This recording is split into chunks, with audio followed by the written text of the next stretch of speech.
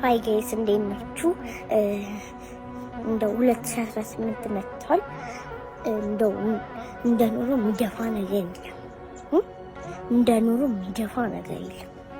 እዚህ አንዴ የቤት ኪራይ፣ አንዴ ገመዱ ተቃጠለ፣ አንዴ አስቤዛ፣ አንዴ ጤፍ፣ ዘይት፣ በርበሬ፣ ቁንዶ በርበሬ፣ የልጆች ቦርሳ፣ ደብተር፣ እስክሪብቶ፣ ላጲስ፣ ይሄ ሁላ ብሩ ከየት ይገኛል? አይ 2018 ደግሞ ዶሮ እንዴት ይሰራል? ዶሮ መስራት እኮ አቃተኝ። እዚህ መናጢ